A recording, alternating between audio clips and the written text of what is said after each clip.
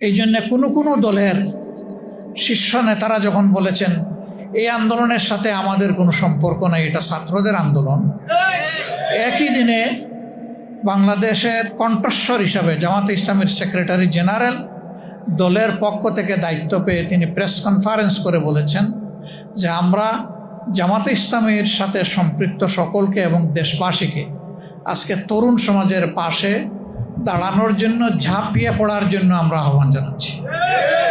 একই দিন দুইটা স্টেটমেন্ট এসেছিল। কিন্তু মহান আল্লাহর ইচ্ছা এবং সাহায্যে জনগণের এই আন্দোলন তরুণ সমাজের নেতৃত্বে যখন সফল হলো, তখন আল্লাহর কসম আজ পর্যন্ত এই আন্দোলনের কোনো কৃতিত্ব আমরা দাবি করি নাই।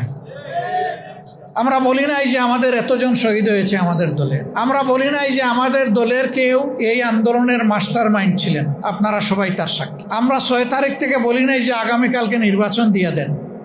আমরা 2-4টা আবেদন জানিয়েছিলাম। প্রথমত আমাদের দলীয় সহকর্মীদেরকে, কারণ এই দলটি বড় মজলুম দল ছিল, যেই দলের এক এক করে 11 জন নেতাকে হত্যা করা হয়েছে ঠান্ডা মাথায়।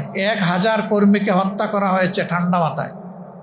নারী, পুরুষ, শিশু, বৃদ্ধ, কোনো বাস বিচার ছিল না। যেই দলের কর্মীদেরকে যেখানেই সামান্য কোনো চিহ্ন পাওয়া গেছে চাকরি থেকে বরখাস্ত, বাড়িঘর থেকে বিতাড়িত, ব্যবসা প্রতিষ্ঠানের দখল নিয়ে নিছে। সেই দলটা কি পরিমাণ কষ্টে ছিল এটা